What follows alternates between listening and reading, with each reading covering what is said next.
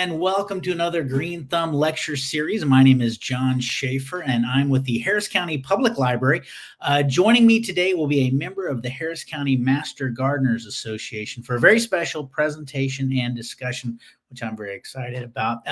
We are here online usually every third Tuesday of the month at 11 a.m., which is right now. Of course, this is the last show of the year. We do not have shows in November and December, but we will be joining you again in January, and I'll talk about that in just a second. Today's topic is trees and tree care. And before I introduce our presenter, I just want to go over a couple of things real quick. We love questions, so please type them into Facebook or YouTube or wherever you are watching this. In addition to pausing about halfway through the presentation, and then again at the end of the presentation, we have master gardeners who are monitoring the chats on all platforms, and they will be answering questions as we go and providing links. So we're really excited about that. So if you got a question, you're going to get it answered, I promise, possibly live with our guest speaker. And the second thing I want to remind everybody is that we will be back again in 2024. Hard to believe it's going to be 2024. Our next show will be on January 16th, and that is Introduction to Aquaponics. And I promise you, you will not want to miss that. Go ahead. It's a long way away, but put it on your calendar so you do not miss that January 16th Intro to Aquaponics.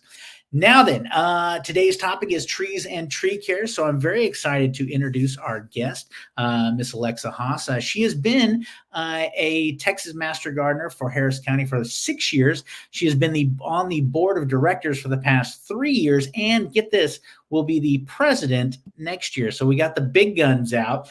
She has a background in information technology. She worked as a consultant for several Houston law firms. Then she decided to slow it down a bit with real estate. I don't understand that. Maybe she'll get into it. She's originally from New Mexico. She grew up in Oklahoma, but she's lived in South Lake Tahoe and San Francisco. She's moved to Houston and been here for over 30 years, so she knows what she's talking about. And of course, she did. Her grandparents were farmers and ranchers in New Mexico, so she grew up gardening and having a love for animals and all things nature, which she attributes to her grandmother. Alexa, it is so nice to have you here. Thank you for joining us. Thank you. Thanks so much. I'm happy to be here. Looking forward to this presentation. Trees are so important to me, and they really are to everybody. So I know as we were talking earlier, I've got one coming in the mail today, and I am gonna have to get it in the ground. And luckily, the weather is absolutely gorgeous today, unlike our summers, our summer was brutal here. But now it looks like fall is here, and not a better time. Why not? We get right into it, and I'll let you start things off. So let's let you start whenever you're ready. Great. Thanks so much.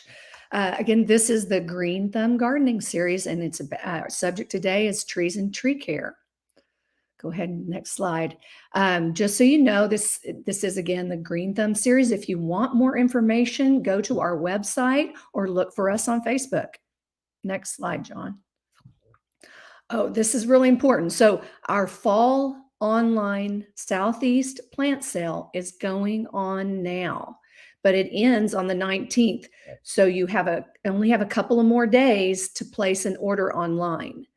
But if for some reason you cannot make an online order, you can come in person to our sale this Saturday, October 21st. It is at our Genoa Friendship Garden location. And that address is 1210 Genoa Red Bluff. And the sale is from 9 a.m. to 1 p.m. So everyone come on out and look for some plants to plant this fall. Go ahead and go next slide, John. Thank you. Next slide. All right. Today we're going to talk about the benefits of trees, which is vast. We are also going to talk about selecting a tree, planting and caring for it, and then some recommended trees for the Houston area. And there's lots. I just picked some that I like, but some of you may have some that you want to suggest as well. And then just some tree publications that are fun. So let's go ahead and get started. Go ahead with the next slide, John.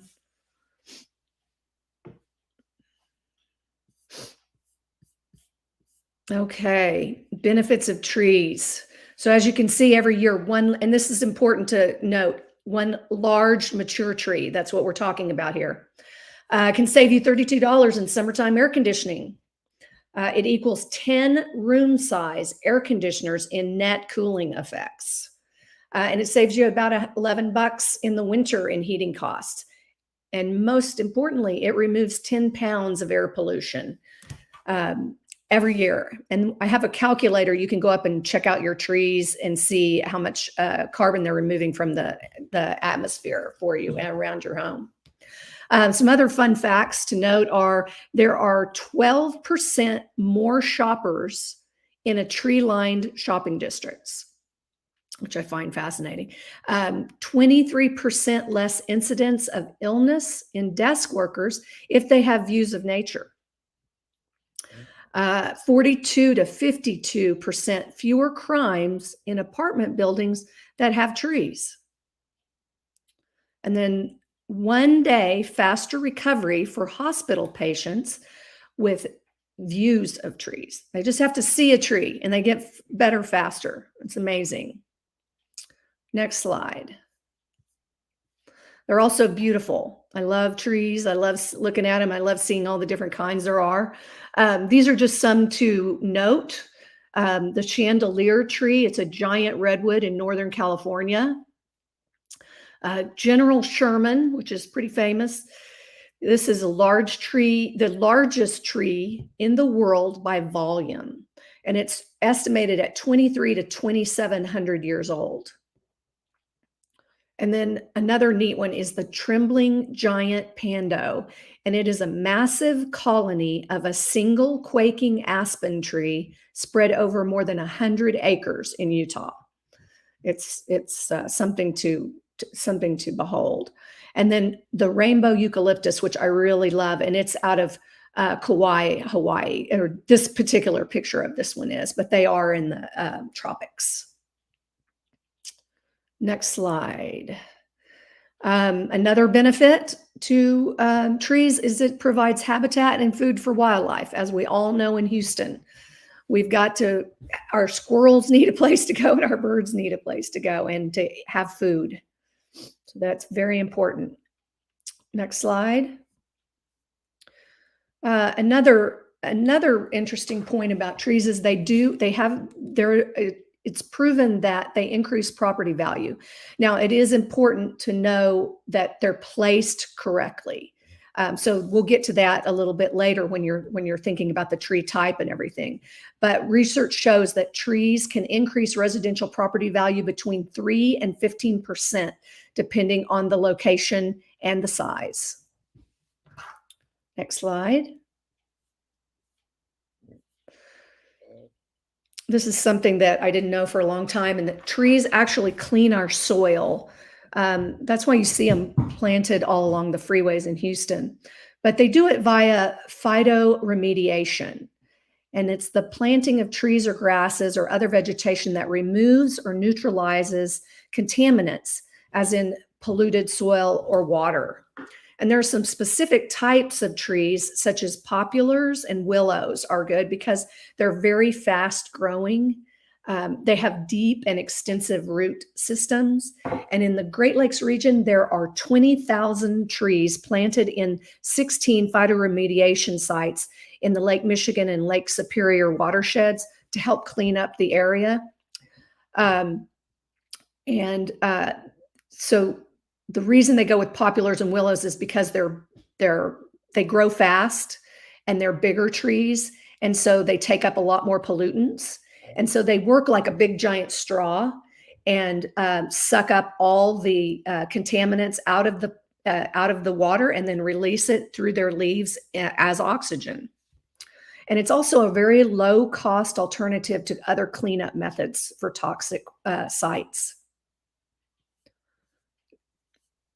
Next slide.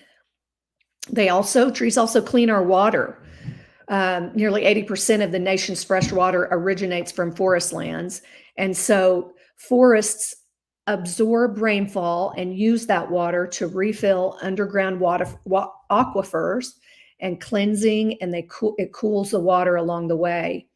And there are certain tree species that even break down the pollutants commonly found in urban soils and groundwater and runoff, such as they clean out metals, pesticides, and solvents. Also, by recycling rainwater, we're not only producing higher quality water, but the impact of that are valued at over $3.7 billion a year. So it's super important to recycle your rainwater, to get yourself a rain barrel and use it. I've used one for years, and I water my backyard trees all year round. Next slide. Trees clean our air and they provide us oxygen. So they absorb odors and pollutant gases such as nitrogen oxides, ammonia, sulfur dioxide, and ozone.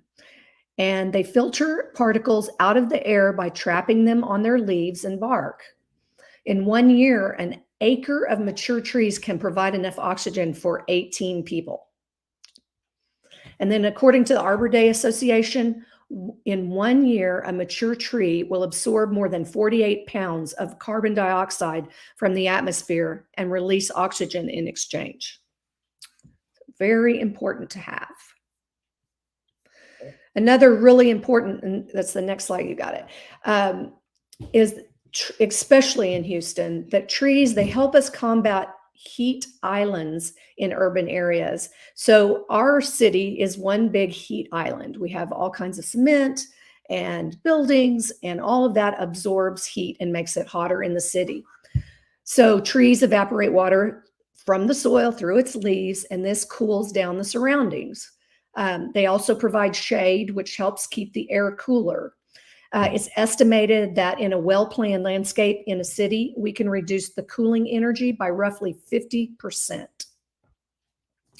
The EPA reports that shaded areas can be, this is really fascinating. Shaded areas can be up to 20 to 45 degrees cooler than areas that lack shade. So that's very important. That's why we want to keep our big mature trees in town. It also helps reduce energy use. Trees and vegetation that directly shade buildings decreases the demand for air conditioning.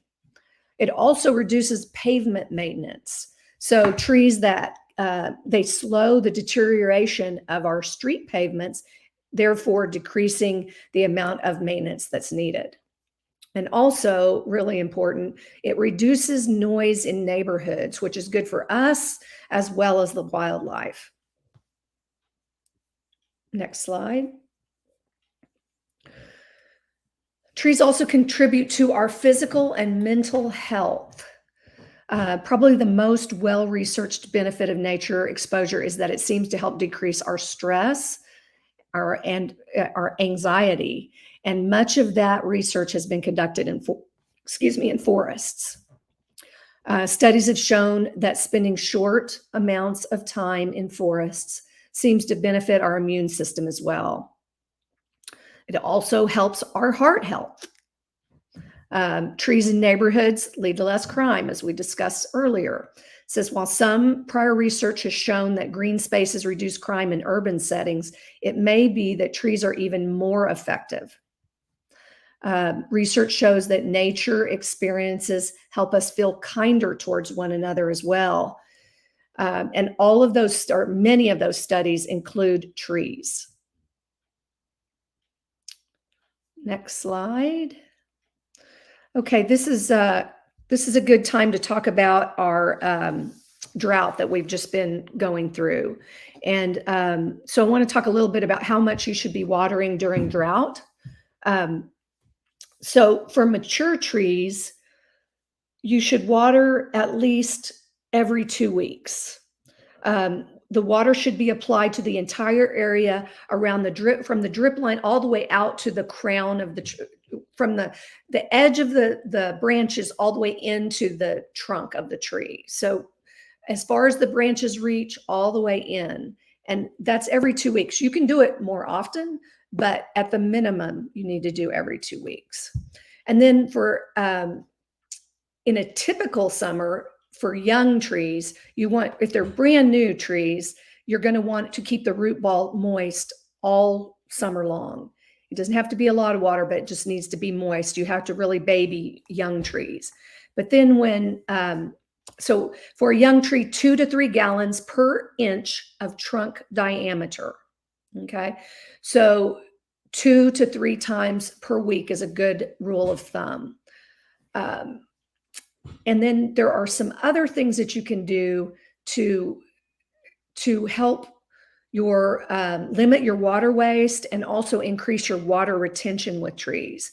So these are just some tricks to keep in mind. Something like water in the morning and the evenings when there's less likely for there to be evaporation. Reduce overhead watering by using a hose or a drip system instead of a sprinkler. Drip systems are pretty easy to install yourself. I got my kit at Home Depot. Avoid any kind of chemical fertilizers because they increase the demand for water. So instead use compost to improve the oxygen and the water availability. Use mulch over the critical root zones. 2 to 3 inches of mulch under a canopy of trees helps to reduce moisture loss and the drying effects of wind. But please avoid putting mulch around the trunk of your tree. You always want to leave the trunk of your tree free of any mulch or compost because it over time it will weaken the trunk. So make sure that you have that far away from the trunk. I think I have a picture later on in this presentation on that. Also, let your lawn grow taller. Shade trees have to fight for water with grass. And so if you let your grass grow longer, it retains more water and therefore it doesn't take as much water away from the trees. Avoid pruning if you can. It causes a little bit of stress on the trees, so you don't want to have them stressed out any more than they already are with drought. Avoid disrupting the soil under and around the drip lines or the canopy of the trees. You want to not have any root disturbance, or you don't want to compact any of the roots. And then also avoid digging holes in an effort to water more deeply, as this will dry out the soil in the tree's root zone. So make sure that you're not digging holes around it and sort of like that, stuff like that. So this is probably a good time for questions. Does anybody have any questions? We do have some questions. Sorry to jump in there earlier. We're all excited about all the questions that I had. No worries. So this is great. This is awesome. We had a good question coming on Facebook about how big, if you purchase a tree for let's say your front yard, and you want how big should the tree be? Obviously, you can go from the tiny little sapling to bigger. Does it matter one way or another? Is there a benefit to purchasing a 6-foot tree, or having a truck come in and plant a big 20-foot one already ready to go? Is there what are your thoughts on the size of the tree you're going to plant? It really doesn't matter. Obviously the size is going to matter to the person planting the tree. Do they want one that looks like it's been there a while? They want a mature tree and they don't want to have to mess with a sapling. It's a little bit more work with a sapling and it takes longer to get taller. So, and it all depends on the tree type as well. So I just say whatever you want to do is fine. It's just going to take longer from a sapling, but saplings are less expensive. Taller trees are far more expensive. The one that's pictured now is a Shumard oak, and it's probably about it's my next door neighbors. I would say it's probably about 10 or 15, probably 15 feet tall, and they planted it last year. So it probably grew about a foot or so, maybe a couple feet. It was a big tree to begin with, but they cut down a really big tree that had died, an old ash, Arizona ash that was like 70 years old. And but did they feel the energy loss when that tree went away. They said they got to get a tree back in there ASAP because their AC bill was so expensive. So they wanted to plant a bigger one. So it all depends on what you want to do. Yeah, it goes on with what you're saying about the cost, saving money on air conditioning. Obviously, if you've got a tree that shades the house, I mean, that's what, you will Yeah, miss that a lot, or, you will or miss it, blocks and the you view, really missed it in the summer. or blocks the view of your neighbor's ugly house. Whatever, Yes. one That's of the things right. you were talking about, fire remediation, which I'd never heard that term before, and I love. Obviously, you've heard, trees help with keep it cool and stuff like that, but I had no idea about the soil, and I wondered if you knew that there was. Is that something that is there any type of, like, I guess, movement politically? I know we have problems here in Houston. There's an area close to a train, tracks that had in the Fifth Ward, I believe, had been soaked with chemicals, and they have problems. Is that something that uh, there's a movement towards to try and get more trees planted in these areas, or that you know of? Well, I don't know that there are here in Houston. I wish there were, but there is a movement, and it's definitely, you can look them up online. And I think I have the article at the end of this presentation, so you can write it down. But yes, and Houston would be an ideal place to do this, simply because our trees grow really fast here. We do get a lot of water. And so planting some poplars or some willows or something like that around these would really be a cheaper way to do it. Plus, it would beautify the city. And we just get so many benefits from it. But yes, there are many people that believe that this is the better way to go than to. Yeah, it seems like a no-brainer when a Yeah. company's, has like an environmental lawsuit or something, that they should be forced to, plant, or that could be the ruling, plant these trees if, but I didn't know. I wish it was a ruling. I don't think it is, but Well, you know what? It starts it's a cheaper somewhere. way to do it. It starts somewhere, and with the Houston Master Gardener, Harris County Master Yes. Gardeners, I know that's a great place. All right, let's keep going. There's so much good stuff. We'll answer questions again at the end, so please keep those coming in, and I'll let you get back to it. Okay, great. All right, now we are at our tree selection. And this is super important because so many people get these trees and then they plant them and then they go, oh gosh, why did I plant that there? After, it starts growing and you realize it's under a power line or something like that. So it's very important to position your trees in the put your trees in a proper place. And so also positioning them can help reduce your household energy consumption for heating and cooling by up to 25%, and sometimes more. I have a neighbor across the street that cut down 3 big trees, and boy, he has regretted it ever since. He cannot keep his house cool. He's got an older house and he can't keep it cool. So he's in the tree shopping right now, trying to figure out what trees he's going to put back. And there's you can't put back a 70-year-old tree, unfortunately. Also, computer models devised by the U.S. Department of Energy predict that proper placement of only 3 trees can save the average household about $100 to $250 in energy costs annually. Next slide. Now, this is the first thing you want to add. Oh no, go back one, John. Sorry, there you go. This is a real important thing, is you want to think about, what is the purpose of my tree? Why am I getting this tree? Am I getting it for screening? Am I going to try and screen out my neighbor's ugly house? Do I want a hedgerow? Do I want privacy? Am I doing it just for, aesthetics, for landscape design? Am I doing it for shade and wanting to save energy? Also for wildlife, do I want more wildlife? Or do I want food for the wildlife? And then, or do I want food for myself? Do I want fruit or nuts? So these are all things to think about. It could be all of it. But those are the things, the very first question you ask: what is my purpose? Next slide. Okay, so some location considerations. These are things you want to think about before you plant. You want to think about, how is it going to affect my home? How's it going to affect my foundation? How's it going to affect plumbing or vehicles?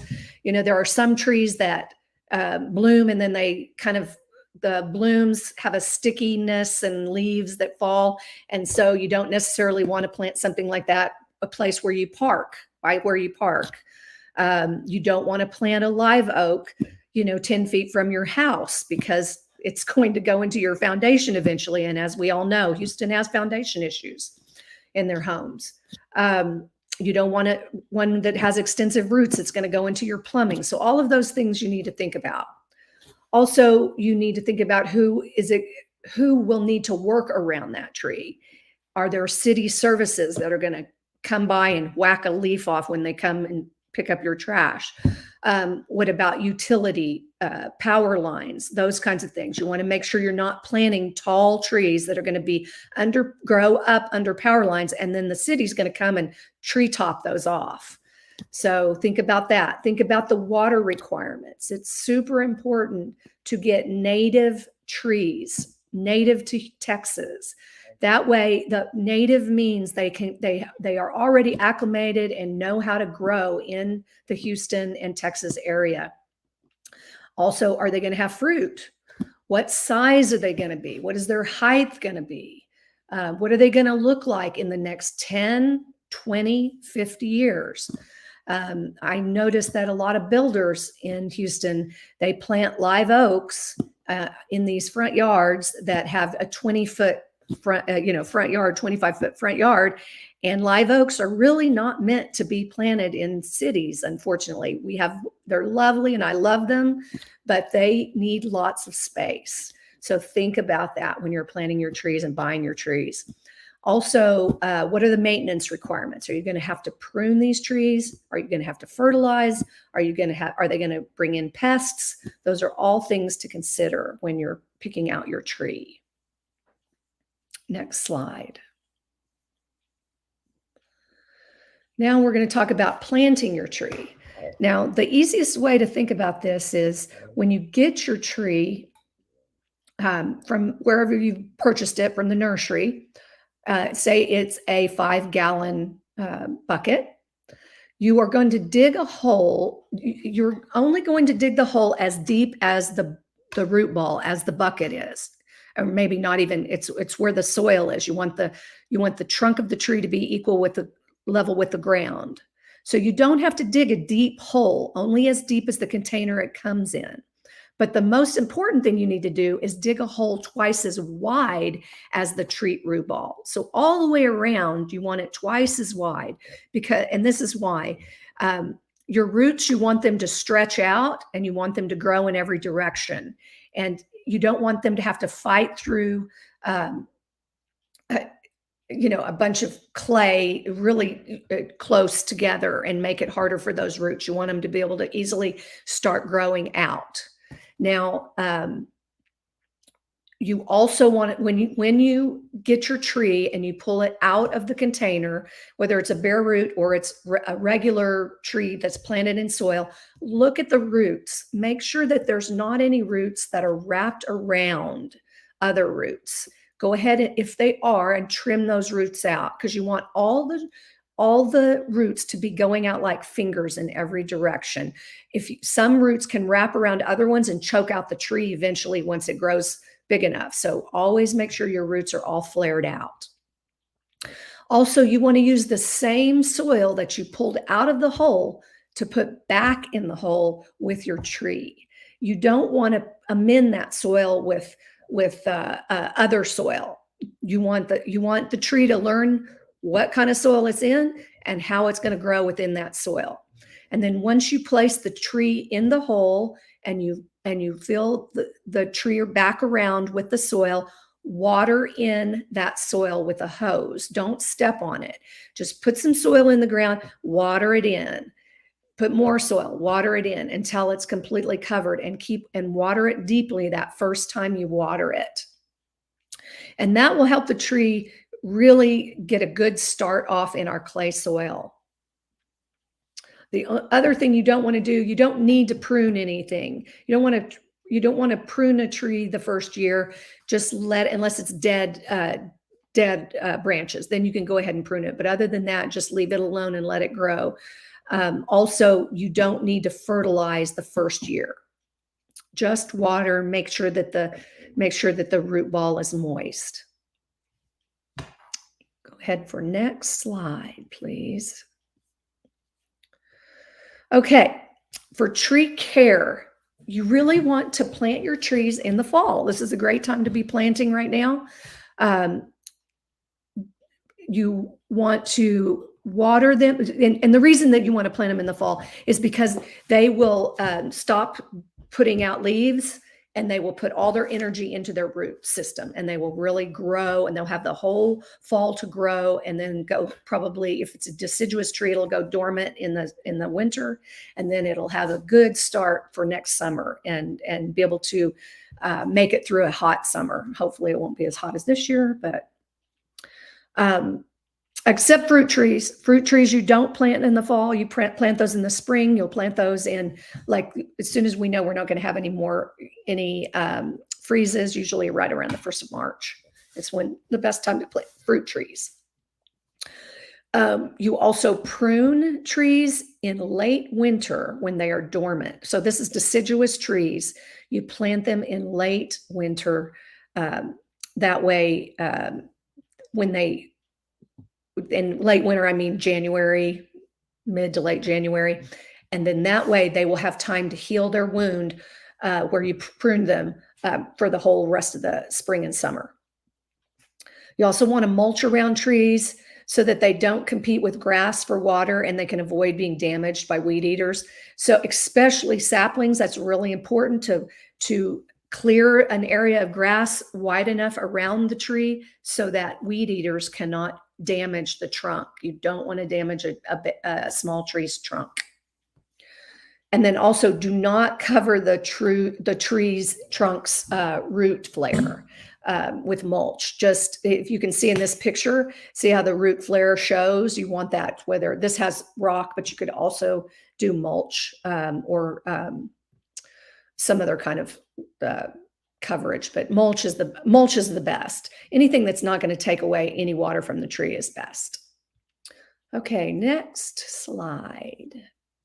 Now we're going to get into a little bit of pruning. And the objective is you want to produce a strong and healthy and attractive tree.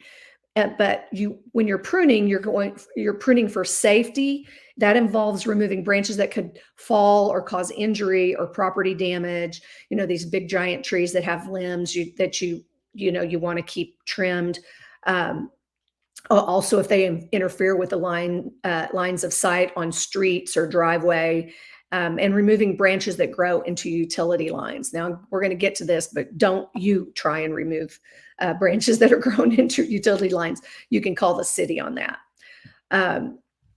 Safety pruning can be largely avoided by carefully choosing the species that will not grow beyond the space available to them and have strength and form characteristics that are suited to the site. So that's important to note, that if you choose the right tree in the first place, you probably won't ever have to trim it or prune it. Also, pruning can be used to stimulate fruit production. So you do want to sometimes prune fruit trees.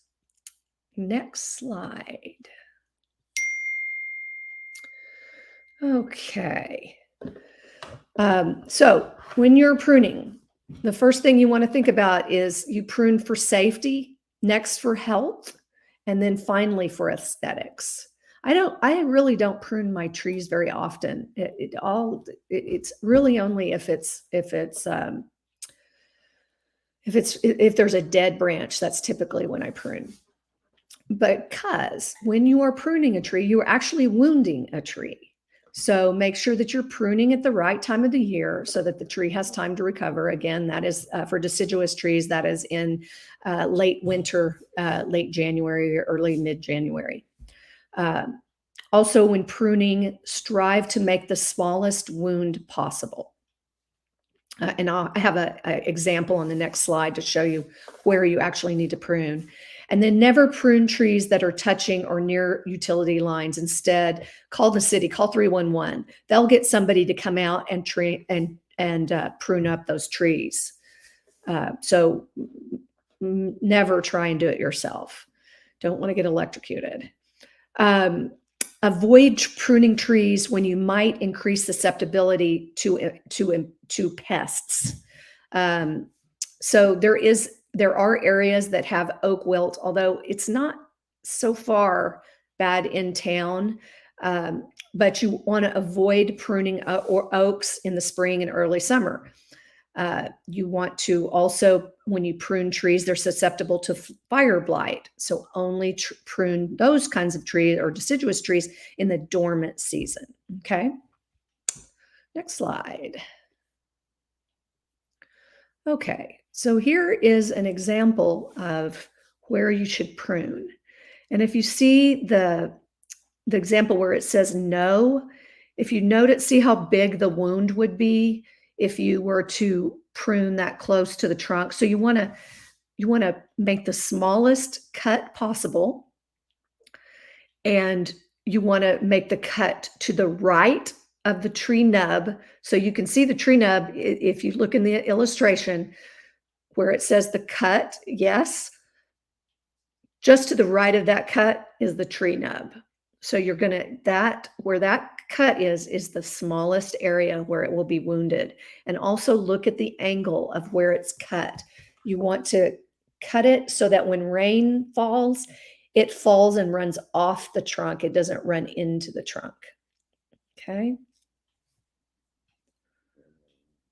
So go ahead and go to the next slide. All right, so now we're to the point where we're thinking about what kinds of trees we want to consider. I just wanted to put this photo in. One of the oldest trees on Earth is a spruce in Sweden, and it's more than 9,500 years old. Now just think about that. That is 115 times longer than the average human life, which is incredible. The trees have seen so much more than we have ever and will continue to, hopefully. So I put this source down on here. There's a book, if you love trees, The Hidden Life of Trees by Peter Wohlleben is a fantastic book. And it's fascinating. So I highly recommend reading that book. Okay, let's go to the next slide, John. All right, I'm kind of done this in the order of the tree size. So one of my favorite trees is the Texas redbud. It's a native. It has heart-shaped leaves. It has pink and purple blooms in the spring. They don't get very large, and you can plant them a little bit closer to the house. The rule of thumb for planting is about at closest 15 foot from your house, and really a better rule would be 20 feet, but smaller trees can be planted a little bit closer to the house. I have one that's probably about 10 foot from the house because they just don't get super big here. Southern wax myrtle is another great native semi-evergreen tree, and it has very aromatic leaves and also repels insects. So it's a great tree for Houston. If you want an interesting tree, the Jerusalem thorn is a very pretty, unusual tree. It's airy. It's got thorns. It's a small tree also, and you can see through the crown, but it has these bright yellow orange flowers on it, and pretty much throughout the summer, if it's not 1,000 degrees outside. And it's a really nice choice for a tree that's different than what you normally see. It's also drought tolerant. Crepe myrtles are also, of course, we have them all over Houston, but they are a great choice of a tree if you want flowers and color. And the flowers for crepe myrtles, honeybees love them. So keep that in mind. Let's go to the next slide. Okay, these are more medium to tall trees. Yupon holly. Holly is a great tree. It is a Texas native that blooms in the springtime. And during the fall and winter, it can produce red, translucent, berry-like drupes. And it can either make a shrub, or you can see or you can have multi-trunk trees, and they grow about 25 feet tall. And they're great trees. So you see those around a lot, people using them as border trees. Also, another unusual one is the Texas ebony. It gets its name from beautiful dark bark. It's starts off gray and then turns very, very dark. It's a slower growing tree, and it grows to about 40 feet tall, and it can be 2 feet in diameter. So it's a medium sized tree, but it's still really tall. It has light yellow and cream colored fragrant flowers that bloom throughout the summer. Pictured in this slide are river birch trees. They're also a beautiful tree. They get to be about 25 feet tall. They have aspen-like leaves, and they have beautiful bark. So it's a very unusual tree. They like to be planted in groups as well. Next slide. Okay, some bigger trees. I like the Mexican sycamore. I think it's a neat tree. It's fast growing, it lives long, and it can get to 60 feet tall. So you want to plant it farther away from your house or in your backyard somewhere in the center would be nice. It is resistant to bacterial leaf scorch, and it's resistant to drought. So it's a good tree to think about for here for Houston. Southern magnolia. We all know Southern magnolia, and we love them because they have large, fragrant flowers in April and June. I just love on my walks in the spring smelling the magnolias. One thing to note for them is they like sun, and they don't like to be under other trees or next to other trees if possible. They do so much better if they're on their own. They usually grow much better with lots of sun. And then another interesting one, this is a huge one, is the Montezuma bald cypress. It's native, it's fast growing, it averages 70 feet tall, it has a thick trunk. And the largest reported tree of this species is called the tule tree, and it's in Mexico, and it measures over 125 feet tall with a circumference of 150 feet. I would really like to see that tree, but anyway, it's probably not going to, in our lifetime, going to be that big here, but they are a great tree here in Houston if you have a lot of room. And some other ones to talk about. You can go ahead and go to the next slide, John. Shumard oaks are a wonderful tree. They're medium to large, considered medium to large, but they grow straight. Their trunks grow straight and tall, and their branches are very strong, and they have beautiful leaves, and they also turn red in the winter if we have a winter. So they're very pretty trees. Also, the red oak is another good one for Houston. Live oaks, again, I wouldn't plant a live oak unless you have lots and lots of room. They just really like to be out in the country. So that ends my presentation for the most part. I do have a list here of tree books and websites for you to take a look at.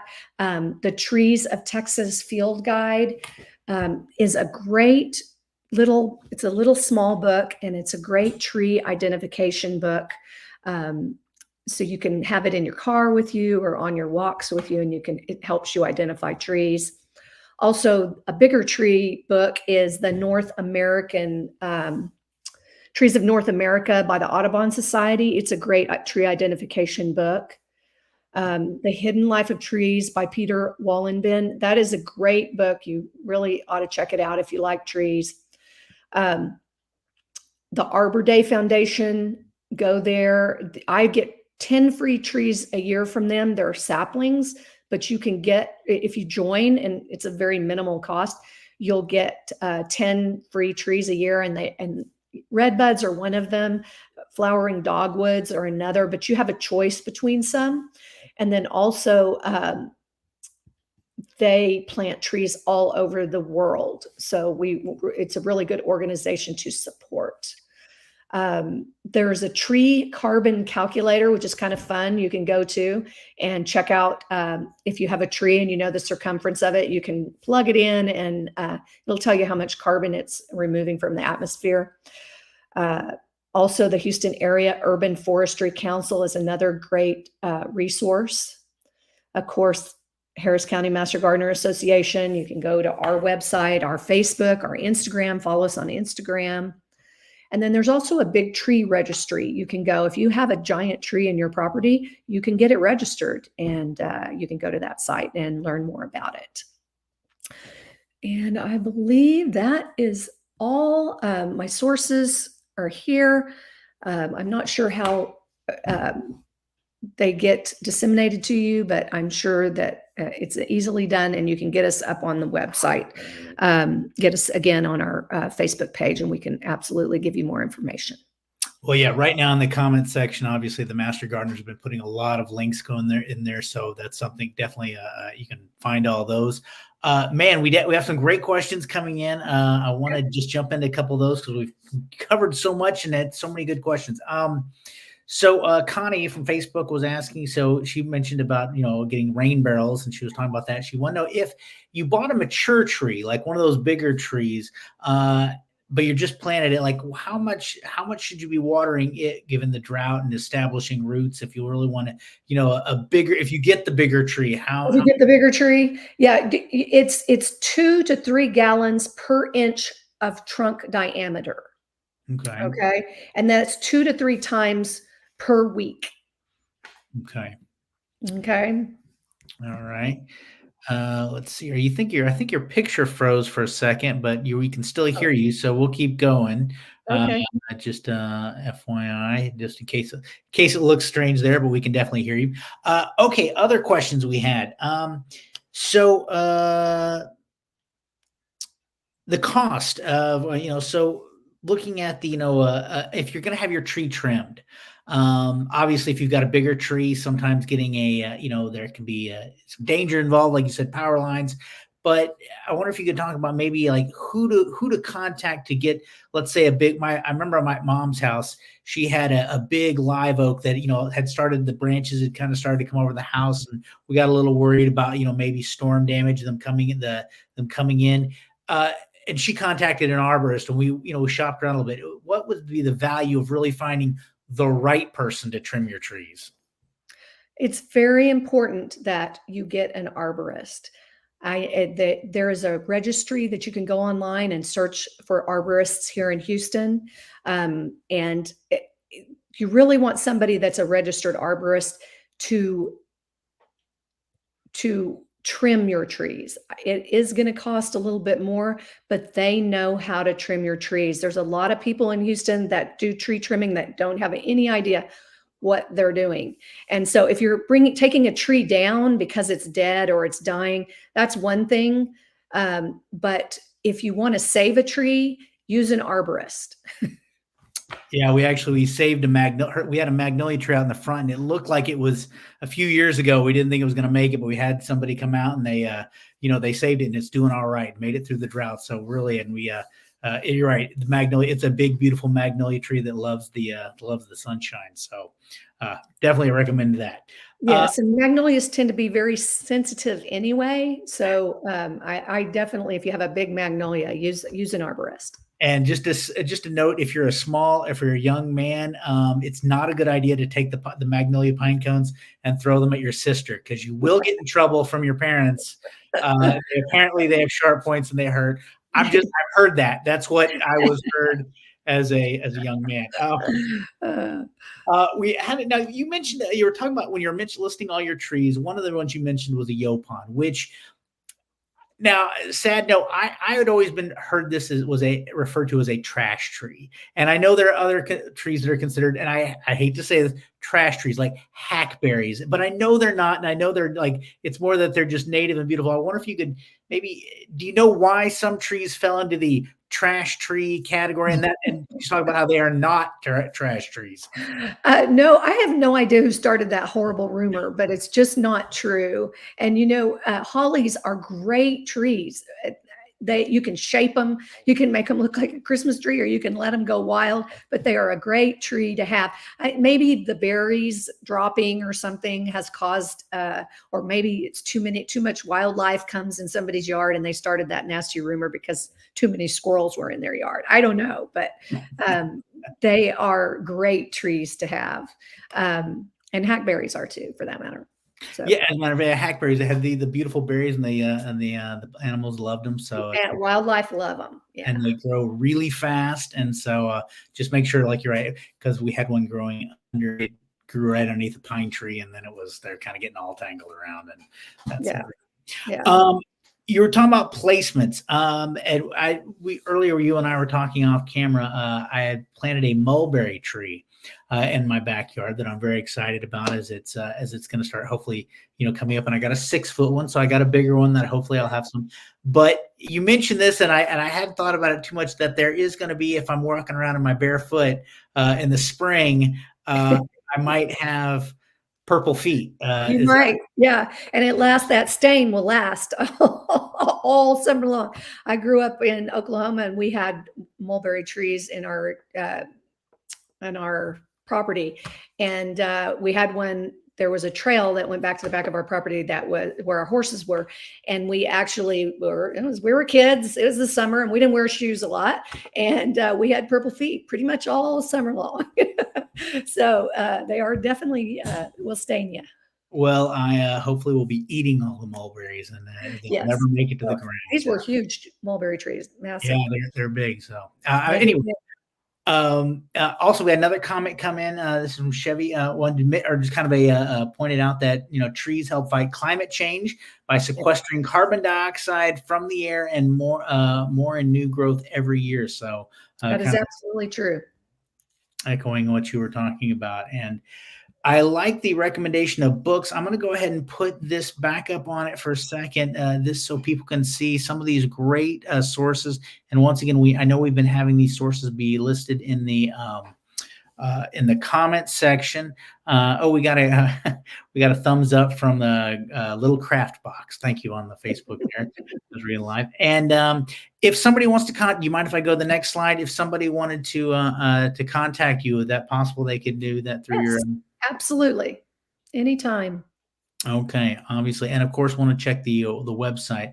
Well, man, there's so much good information. I got a feeling this is going to be one of our episodes that is viewed over and over again on the World Wide Web.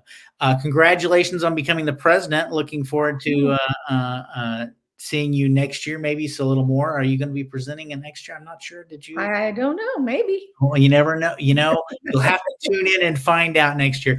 And with that, I'll remind everybody once again, we do have on the wrong mouse, so that we will be back again on January 16th for Intro to Aquaponics. The show will continue on. We've got a really good lineup. Some of the things coming up next year. I know we're going to talk about gardening in containers, spring edible landscaping, always very popular, seed saving and starting, heirloom, pass on, all sorts of great topics. So we will definitely plan on going into detail on all of those subjects. Alexa, thank you so much for being here with us. We really appreciate it. Thank you for having me. I really had fun. All right. Well, we'll tell you what, we will see you next year. And if you're out there, make sure you tell all your friends about it to join us on January 16th. And with that, we will say goodbye, everybody. Bye.